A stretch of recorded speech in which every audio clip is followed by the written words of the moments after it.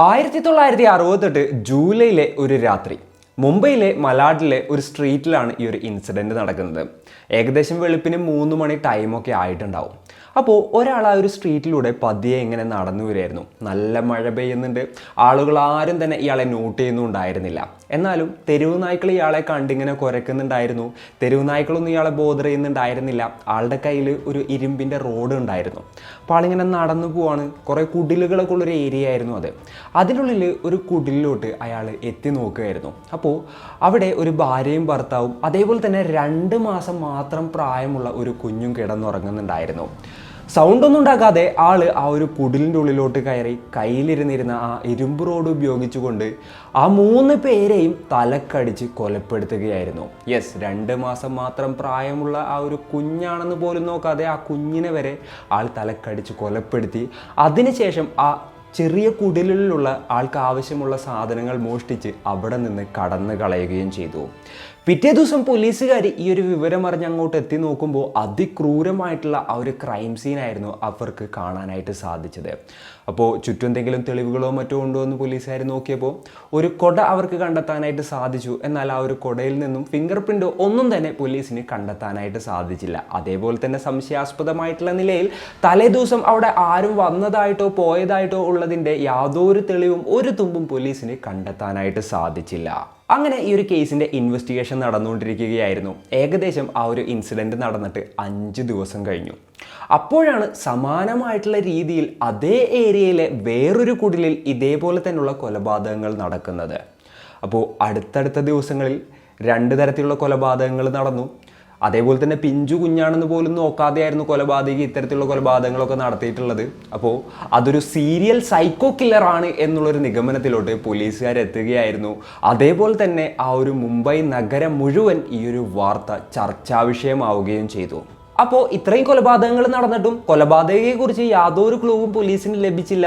അപ്പോൾ രാത്രി കാലങ്ങളിൽ കറങ്ങി നടക്കുന്ന ഒരു സീരിയൽ കില്ലർ ഉണ്ട് എന്നുള്ളത് കൊണ്ട് തന്നെ ആളുകൾക്ക് വീട്ടിൽ കിടന്നുറങ്ങാൻ തന്നെ ഭയമാവുകയാണ്.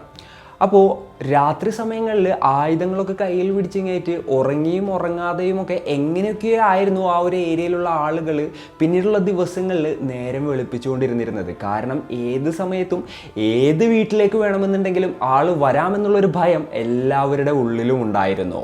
ആ സമയത്ത് പോലീസുകാർ അറിഞ്ഞിട്ടുണ്ടായിരുന്നില്ല അയാളെ ഓൾറെഡി ഒരു തവണ പോലീസുകാർ പിടികൂടിയതാണെന്നുള്ളത്.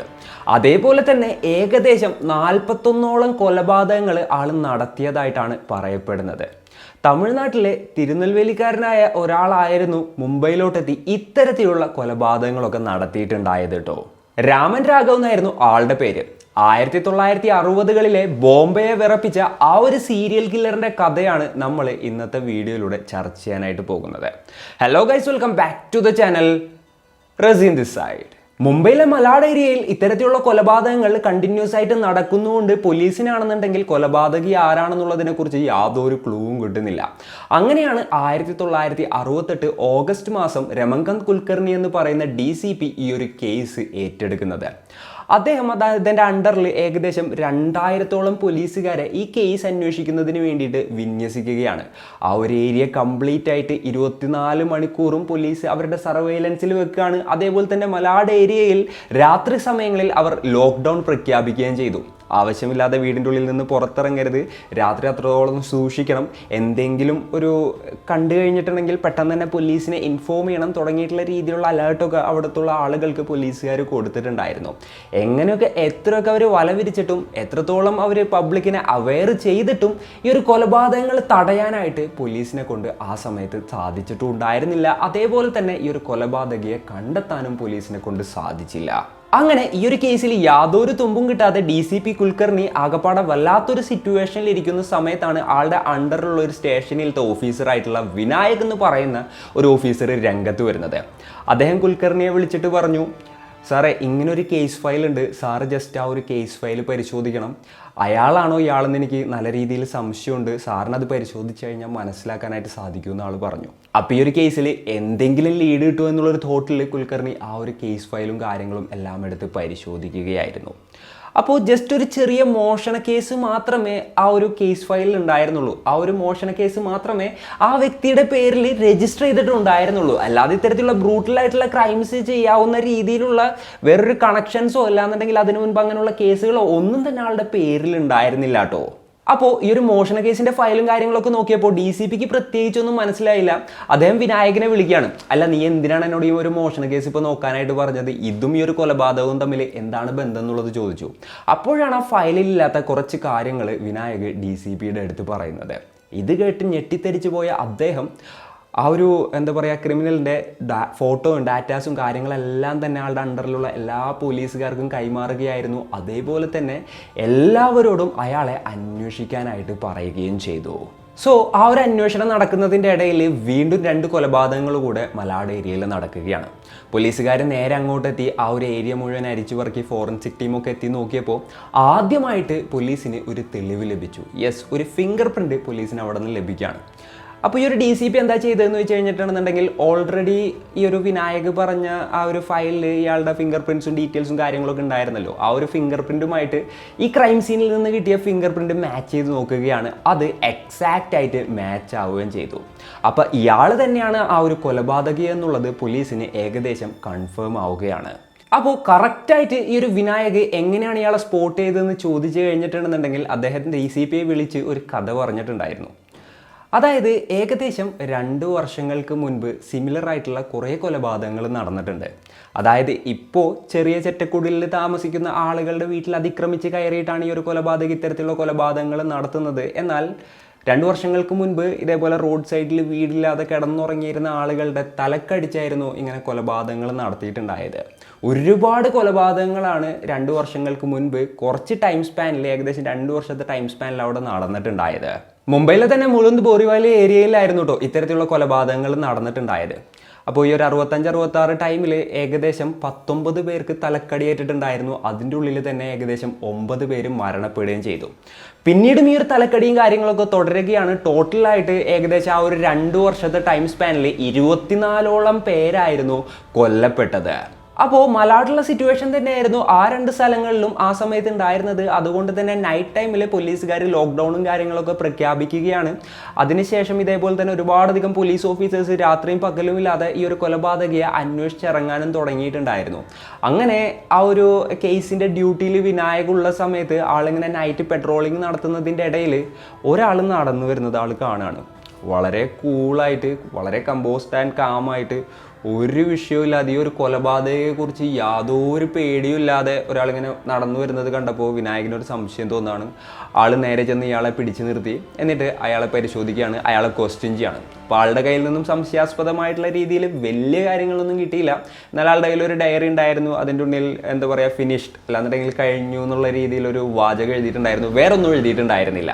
എന്നാലും ആളുടെ നിപ്പും മട്ടും ഭാവമൊക്കെ കണ്ടപ്പോൾ വിനായകന് വീണ്ടും സംശയം തോന്നുകയാണ്. ആളുടെ പേര് ചോദിച്ചു. രാമൻ രാഘവ് എന്നാൾ പേര് പറയുകയും ചെയ്തു. ആ ഒരു സംശയത്തിൻ്റെ അടിസ്ഥാനത്തിൽ ഇയാളെയും കൊണ്ട് നേരെ പോലീസ് സ്റ്റേഷനിലോട്ട് പോവാണ്. എന്നിട്ട് ഇയാളുടെ മേൽ മുൻപ് വല്ല ക്രിമിനൽ റെക്കോർഡ്സോ കാര്യങ്ങളോ ഉണ്ടായിരുന്നോ എന്നുള്ളതെല്ലാം തന്നെ അദ്ദേഹം ചെക്ക് ചെയ്യുകയായിരുന്നു. അപ്പോൾ ഇയാളുടെ പേരിൽ മുന്നേ ക്രിമിനൽ കേസ് ഉണ്ടായിരുന്നതായിട്ട് പോലീസിന് മനസ്സിലാക്കാനായിട്ട് സാധിച്ചു. 1929 തമിഴ്നാട്ടിലെ തിരുനെൽവേലിയിലായിരുന്നു ഈ ഒരു രാമൻ രാഘവ് ജനിച്ചത്. ആളുടെ ഫാമിലി ബാക്ക്ഗ്രൗണ്ട് പറയുകയാണെന്നുണ്ടെങ്കിൽ ആളുടെ അച്ഛനൊരു കള്ളനായിരുന്നു. വളരെ ചെറുപ്പത്തിലേ തുടങ്ങിയിട്ട് മോഷണത്തിനെ കുറിച്ച് ഇങ്ങേറ്റ് കംപ്ലീറ്റ് ഡീറ്റെയിൽസ് അച്ഛൻ മകന് പഠിപ്പിച്ചു കൊടുക്കുകയാണ്. അതിനുശേഷം അച്ഛനും മകനും കൂടെ മോഷണവും കാര്യങ്ങളൊക്കെ തുടങ്ങി. പിന്നീട് കുറേ നാളുകൾ കഴിഞ്ഞു ആളുടെ ഒരു വിവാഹപ്രായമൊക്കെ എത്തിയപ്പോൾ ഒരു പെൺകുട്ടിയുമായിട്ട് വിവാഹാലോചനയും കാര്യങ്ങളൊക്കെ വരികയാണ്. അങ്ങനെ കല്യാണമൊക്കെ ഉറപ്പിച്ചു. എന്നാൽ അങ്ങനെ ആ ഒരു കല്യാണമൊക്കെ ഉറപ്പിച്ചിരിക്കുന്ന സമയത്താണ് ഒരു മോഷണ കുറ്റത്തിന് ആള് ജയിലിലോട്ട് പോകുന്നത്. ജയിലിൽ പോയിട്ട് തിരിച്ചു വന്നപ്പോഴത്തേനും ആ പെൺകുട്ടിയുടെ വിവാഹവും കാര്യങ്ങളൊക്കെ കഴിഞ്ഞിട്ടുണ്ടായിരുന്നു. പിന്നീട് ആൾക്ക് ഭയങ്കര വിഷമായി. പിന്നെ നാട്ടിൽ നിൽക്കാനായിട്ട് ആൾക്ക് തോന്നിയില്ല. അങ്ങനെയാണ് തിരുനെൽവേലിയിൽ നിന്നും ആള് ബോംബെയിലോട്ട് വണ്ടി കയറുന്നത്. ബോംബെയിലെത്തിയ അയാൾ കുറേ ജോലിക്ക് വേണ്ടി അന്വേഷിച്ച് നടന്നു. അങ്ങനെയാണ് ഒരു മില്ലിൽ ആൾക്കൊരു ജോലി ലഭിക്കുന്നത്. അതിനുശേഷം അവിടെ ഇങ്ങനെ ജോലി എടുത്തുകൊണ്ടിരിക്കുന്നതിൻ്റെ ഇടയിലും ആൾ അച്ഛൻ പഠിപ്പിച്ച തൊഴിൽ മറന്നിട്ടുണ്ടായിരുന്നില്ല. അങ്ങനെ ഒരു മോഷണ കേസിൽ ആൾ അകത്താവുമായിരുന്നു. ഏകദേശം 5 വർഷത്തോളം ആൾ ജയിലിൽ കിടക്കുകയും ചെയ്തു.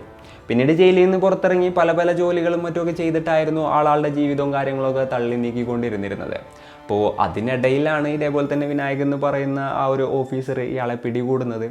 അപ്പോൾ ആളെ കാണുമ്പോൾ തന്നെ ഭയങ്കര ഒരു ഇന്നസെൻ്റ് ആയിട്ടുള്ളൊരു ഫേസാണ്. പിന്നെ മോഷണവും കാര്യങ്ങളൊക്കെ നടത്തുന്നുണ്ടെന്നുണ്ടെങ്കിലും ഇങ്ങനെ കൊലപാതകങ്ങളൊക്കെ ഇയാൾ നടത്തുമോ എന്നുള്ളൊരു സംശയം ഈ ഒരു ഇൻസ്പെക്ടർ ഉണ്ടാവുകയാണ്. അപ്പോൾ ഈ ഒരു ഇൻസ്പെക്ടർ പറഞ്ഞു, കാര്യങ്ങളൊക്കെ ശരി, പക്ഷെ നീ എന്തെങ്കിലും മോഷ്ടിക്കാനായിട്ടാണോ ആ ഒരു സമയത്ത് അതിലൂടെ നടന്നതെന്ന് ആൾ ചോദിക്കുകയാണ്. അപ്പോൾ ഇയാൾക്ക് പ്രത്യേകിച്ച് ഉത്തരവൊന്നും ഉണ്ടായിരുന്നില്ല. അതിനുശേഷം ഈ ഒരു കൊലപാതകങ്ങളും ഇതും തമ്മിൽ എന്തെങ്കിലും ബന്ധമുണ്ടോ എന്ന് ആളുടെ അടുത്ത് ചോദിച്ചു. അപ്പോൾ ആളുടെ ഫേസിൽ വലിയ എക്സ്പ്രഷൻ ചേഞ്ചോ കാര്യങ്ങളൊന്നും ഉണ്ടായിരുന്നില്ല. ആളില്ല എന്നുള്ളൊരു രീതിയിലായിരുന്നു ഉത്തരം പറഞ്ഞത്. അപ്പോൾ ഈ ഒരു വിനായകന് കാര്യം എന്തൊക്കെ സംശയം ഉണ്ടായിരുന്നെന്നുണ്ടെന്നുണ്ടെങ്കിലും എന്താണെങ്കിലും ഈ ഒരു ഏരിയയിൽ ഇനി കണ്ടുപോകരുത്, അടുത്ത 2 വർഷം നീ ഈ ഒരു ഏരിയയിൽ ഉണ്ടാവരുത്, എൻ്റെ കണ്ണിൽ വിട്ട് കഴിഞ്ഞിട്ടുണ്ടെങ്കിൽ നിന്നെ ഞാൻ പൊക്കുമെന്നുള്ളൊരു വാണിംഗ് കൊടുത്തിട്ട് ആളവിടെ നിന്ന് പറഞ്ഞേക്കായിരുന്നു.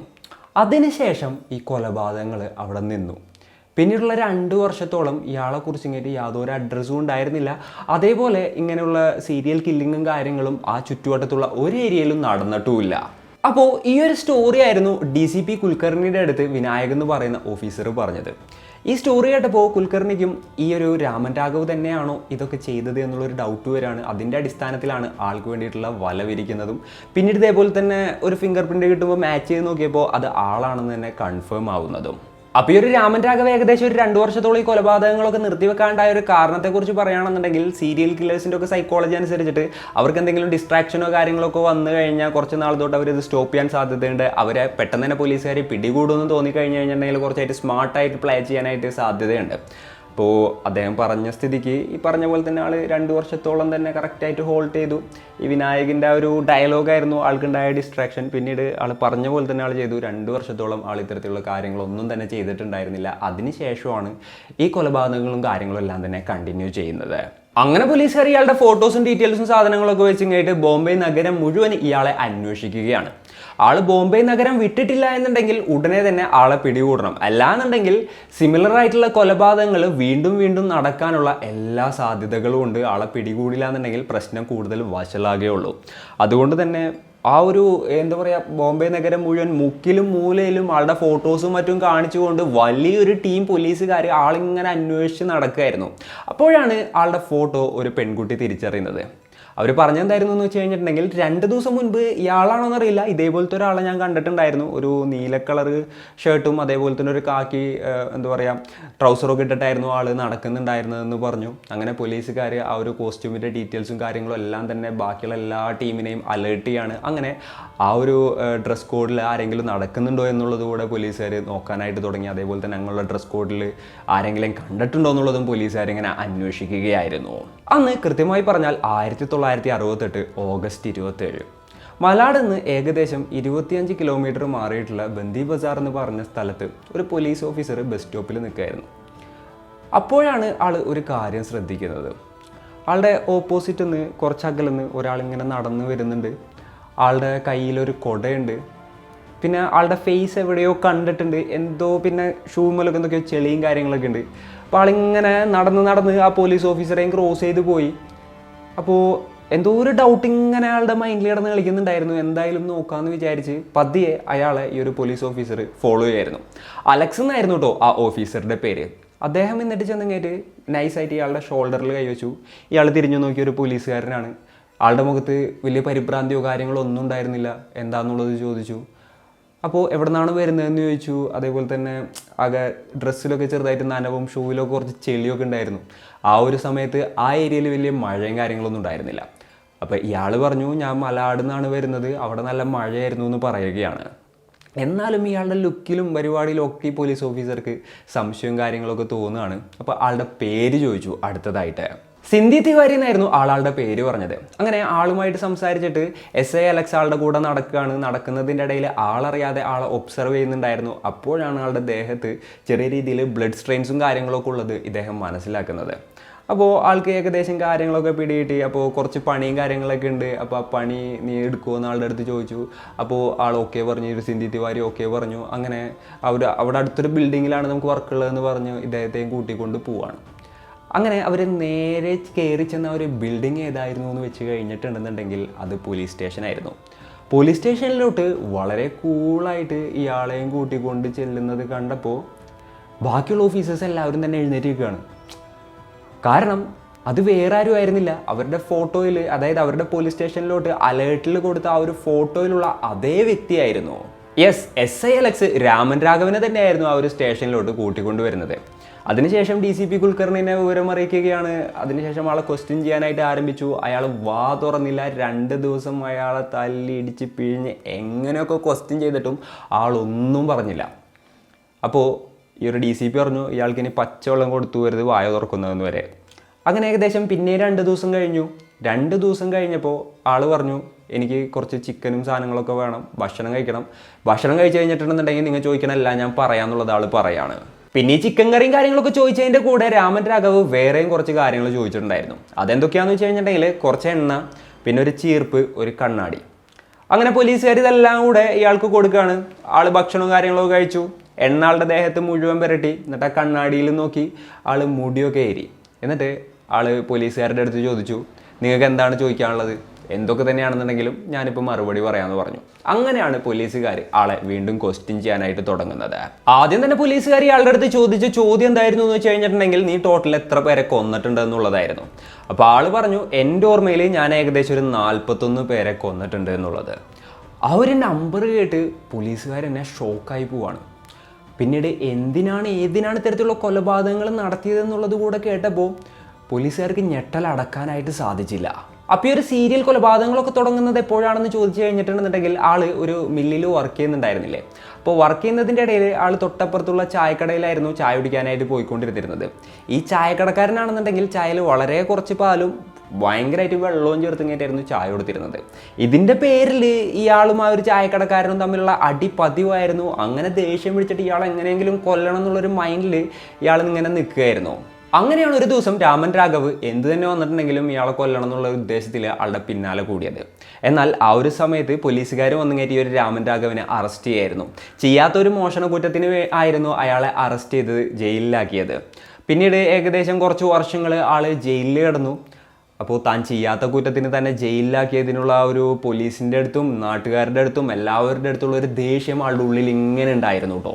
അങ്ങനെ ജയിലിൽ നിന്ന് ആൾക്ക് കുറച്ച് സുഹൃത്തുക്കളെ കിട്ടുകയാണ്. അപ്പോൾ എങ്ങനെയൊക്കെയാണ് കൊലപാതകം ചെയ്യേണ്ടത്, എങ്ങനെയൊക്കെയാണ് എസ്കേപ്പ് ആവേണ്ടത് തുടങ്ങിയിട്ടുള്ള കാര്യങ്ങളൊക്കെ അവരുടെ ഇടയിൽ ഡിസ്കസ് ചെയ്യുമ്പോൾ ഇത് ആൾ കേട്ട് പഠിക്കുകയാണ്. എന്നിട്ട് ഇത് എക്സിക്യൂട്ട് ചെയ്യണം എന്നുള്ളൊരു മൈൻഡിലായിരുന്നു ആൾ പുറത്തോട്ട് ഇറങ്ങിയിട്ടുണ്ടായത്. അതിനുശേഷം ആൾ ഇതേപോലെ തന്നെ ഒരു വർക്ക്ഷോപ്പിൽ പണിയെടുക്കുന്നതിൻ്റെ ഇടയിൽ ഒരു ബൈക്കിൻ്റെ ഹാൻഡിൽ ബാർ കാണുകയാണ്. ആ ഒരു ഹാൻഡിൽ ബാർ കണ്ടപ്പോൾ അതൊരു ടൂളായിട്ടാണ് ആൾക്ക് തോന്നിയത്. അങ്ങനെ ആ ഒരു ഹാൻഡിൽ ബാർ ആളെടുത്തു. അതിനുശേഷം അത് ഒന്ന് വളച്ചിട്ട് പിന്നെ നേരക്കാക്കി, അതായത് ഒരാളെ തലക്കടിക്കാൻ പറ്റിയ രൂപത്തിൽ അയാളുടെ ഡിസൈനിലാക്കി എടുക്കുകയാണ്. അതിനുശേഷം ഇനിയൊരു പരിപാടിയും കാര്യങ്ങളൊക്കെ വർക്ക് ചെയ്യുമെന്ന് നോക്കണമല്ലോ. അങ്ങനെ ആരെങ്കിലും കൊല്ലണം എന്നുള്ളൊരു ഉദ്ദേശത്തിൽ ആ ഒരു ടൂളും കാര്യങ്ങളൊക്കെ എടുത്ത് ഒരു ദിവസം രാത്രി ഇറങ്ങുകയാണ്. ആളുടെ ആദ്യത്തെ വിക്ടിംസ് ആരായിരുന്നു എന്ന് ചോദിച്ചു കഴിഞ്ഞിട്ടുണ്ടെന്നുണ്ടെങ്കിൽ ഇതേപോലെ തന്നെ ഒറ്റയ്ക്ക് ആരോരും ഇല്ലാതെ വല്ല കടത്തിണ്ണയിലും മറ്റൊക്കെ കിടന്നുറങ്ങുന്ന ആളുകളായിരുന്നു. യെസ്, അയാളുണ്ടാക്കിയ ആ ഒരു L ഷേപ്പിലുള്ള ആയുധം കൊണ്ട് ബോരിവാലി മുലുന്ത് ഏരിയകളിലൊക്കെ ആൾ നടക്കും. അതിനുശേഷം ആൾക്ക് തോന്നുന്ന ആളുകളുടെ തലക്കടിച്ച് കൊലപ്പെടുത്തും. പ്രത്യേകിച്ച് വലിയ റീസൺ ഒന്നും ഉണ്ടാകാറില്ല അങ്ങനെ കൊല്ലുന്നതിന്. അല്ലാന്നുണ്ടെങ്കിൽ വളരെ വിയേർഡായിട്ടുള്ള റീസൺസും കാര്യങ്ങളൊക്കെയാണ് ആൾ പറഞ്ഞിട്ടുള്ളത് ഇതേപോലെ കൊലപാതകങ്ങൾ നടത്തുന്നതിന്. ഇതിൽ 1-2 കൊലപാതകത്തിൻ്റെ റീസൺ പറയുകയാണെന്നുണ്ടെങ്കിൽ ഒരു ദിവസം ഇയാളിങ്ങനെ നടന്നു പോകുന്നതിൻ്റെ ഇടയിൽ എന്താ പറയുക, ഒരു വീട്ടിൽ കുക്ക് ചെയ്യുന്നുണ്ടായിരുന്നു, ഒരു കുടിലിൽ ഫുഡ് ഉണ്ടാക്കുന്നുണ്ടായിരുന്നു. അതിൻ്റെ സ്മെല്ല് ആൾക്ക് ഇഷ്ടപ്പെട്ടു. അപ്പോൾ ആളവിടെ വെയിറ്റ് ചെയ്യാണ്. എന്തിനാണ്? ആ വീട്ടിലുള്ള ആൾക്കാരൊക്കെ കഴിച്ച് കിടന്നുറങ്ങുന്നതിന് വേണ്ടിയിട്ട്. അതിനുശേഷം ആളെന്താ ചെയ്തതെന്ന് വെച്ച് കഴിഞ്ഞിട്ടുണ്ടെങ്കിൽ ആ വീട്ടിൽ അതിക്രമിച്ച് കയറിയിട്ട് അവിടെ ഉണ്ടായിരുന്ന എല്ലാവരെയും തലക്കടിച്ച് കൊലപ്പെടുത്തിയിട്ട്, അതായത് അവർ മരിക്കുന്ന ആ ഒരു സമയമുണ്ടല്ലോ, ആ പെടയുന്ന ആ സമയത്ത് അവരെ നോക്കിയാൽ അവിടെ ബാക്കി ഉണ്ടായിരുന്ന ഫുഡ് എടുത്ത് കഴിച്ചു. പിന്നെ മോഷണം നടത്തി. എന്താണ് മോഷ്ടിച്ചതെന്ന് വെച്ച് കഴിഞ്ഞിട്ടുണ്ടെങ്കിൽ ആ വീട്ടുകാരൻ്റെ കയ്യിൽ ഒരു പൊതി ബീഡി ഉണ്ടായിരുന്നു, ഒരു തീപ്പെട്ടി ഉണ്ടായിരുന്നു. അതാണ് ആൾ മോഷ്ടിച്ചിട്ട് അവിടെ നിന്ന് എസ്കേപ്പ് ആയത്. ഇതേപോലെ തന്നെ വേറൊരു ഇൻസിഡന്റ് പറയുകയാണെന്നുണ്ടെങ്കിൽ അയാൾ ഇങ്ങനെ നടന്നു പോകുമ്പോൾ ഒരു സ്ത്രീ അവരുടെ കുട്ടിയെ ബ്രസ്റ്റ് ഫീഡ് ചെയ്യുന്നത് ഇയാൾ കാണുകയാണ്. അപ്പോൾ ഇയാൾക്ക് വേറൊരു രീതിയിലുള്ളൊരു ചിന്ത ഉണ്ടാവുകയാണ്. ആളവിടെ വെയിറ്റ് ചെയ്തു. അതിനുശേഷം ഇവരെല്ലാവരും ഉറങ്ങിയതിന് ശേഷം ആ ഒരു സ്ത്രീയെയും അതേപോലെ തന്നെ ആ കുഞ്ഞിനെ എല്ലാവരും തലക്കടിച്ച് കൊലപ്പെടുത്തിയിട്ട് ആ സ്ത്രീയെ റേപ്പ് ചെയ്തു. അതിന് വേണ്ടിയിട്ടായിരുന്നു അന്ന് ആൾ അങ്ങനെ ഒരു കൊലപാതകം നടത്തിയത്. അതായത് ഏകദേശം 5 വർഷത്തെ ടൈം സ്പാനിൽ 41ഓളം കൊലപാതകങ്ങളായിരുന്നു ആൾ നടത്തിയത്. നീ എന്തിനു വേണ്ടിയിട്ടാണ് ഇതൊക്കെ ചെയ്തതെന്ന് ചോദിച്ചപ്പോൾ എൻ്റെ തലക്കകത്ത് ആരോ പറയുന്നുണ്ട് നീ കൊന്നോ ഇവരെ കൊന്നോ എന്നുള്ളത്. അപ്പോൾ ആ ഒരു വോയിസ് കേട്ടിട്ടാണ് ഞാനിത് ചെയ്യുന്നതെന്നാണ് ആൾ പറഞ്ഞത്. അപ്പോൾ ആരാണിത് പറയുന്നതെന്ന് ചോദിച്ചപ്പോൾ ദൈവം എന്നോട് ഇവരെ കൊല്ലാനായിട്ട് പറയുന്നുണ്ട്, അതുകൊണ്ട് ദൈവം പറയുന്നത് മാത്രം ഞാൻ ജസ്റ്റ് ചെയ്യുന്നേ ഉള്ളൂ എന്നുള്ളൊരു തരത്തിലായിരുന്നു ഇയാൾ പോലീസിൻ്റെ അടുത്ത് മറുപടി പറഞ്ഞത്. അങ്ങനെ ജൂൺ 2, 1969 ഇയാളെ വീണ്ടും കോടതിയിൽ ഹാജരാക്കുകയായിരുന്നു. അപ്പോൾ ആൾക്ക് വേണ്ടി വാദിച്ച വക്കീൽ പറഞ്ഞത് എന്തായിരുന്നു എന്ന് വെച്ച് കഴിഞ്ഞിട്ടുണ്ടെങ്കിൽ ആൾ മെൻ്റലി ഇല്ലായിട്ടുള്ള ഒരാളാണ്, അതുകൊണ്ടാണ് ഇത്തരത്തിലുള്ള കൊലപാതകങ്ങളും കാര്യങ്ങളൊക്കെ നടത്തിയത്. അതേപോലെ ജസ്റ്റ് ഒരു പോലീസ് ഓഫീസർ വിളിച്ചപ്പോൾ തന്നെ ആളുടെ കൂടെ നേരെ പോലീസ് സ്റ്റേഷനിലോട്ട് പോയതും പിന്നീട് എന്താ പറയുക ഭക്ഷണം കൊടുത്തപ്പോൾ ആൾ കാര്യങ്ങളെല്ലാം തന്നെ തുറന്ന് പറഞ്ഞതും പിന്നീട് വളരെ വിയേർഡായിട്ടുള്ള റീസൺസിന് വേണ്ടിയിട്ട് ഇത്തരത്തിലുള്ള കൊലപാതകങ്ങളൊക്കെ നടത്തിയത് അയാളുടെ മെൻ്റൽ കണ്ടീഷൻ കൊണ്ടാണ് എന്നുള്ളൊരു രീതിയിലായിരുന്നു ഇയാളുടെ അഡ്വക്കേറ്റ് വാദിച്ചത്. അപ്പോൾ ഇതെല്ലാം കൂടെ കണക്കിലെടുത്തിട്ട് അയാൾക്ക് തൂക്കുകയറൊന്നും കോടതി കൊടുത്തില്ല, അയാളെ ജീവപര്യന്തം തടവിന് ശിക്ഷിക്കുകയായിരുന്നു. പിന്നീട് 1995 കിഡ്നി ഫെയിലിയർ ആയിട്ട് ആൾ ജയിലിൽ വെച്ച് തന്നെ മരണപ്പെടുകയും ചെയ്തു. അപ്പോൾ ഇന്നത്തെ വീഡിയോയിൽ നമ്മൾ സംസാരിച്ചത് 1960കളിൽ ബോംബെയെ തന്നെ വിറപ്പിച്ച ആ ഒരു സീരിയൽ കില്ലറായിട്ടുള്ള രാമൻ രാഘവനെ കുറിച്ചാണ്.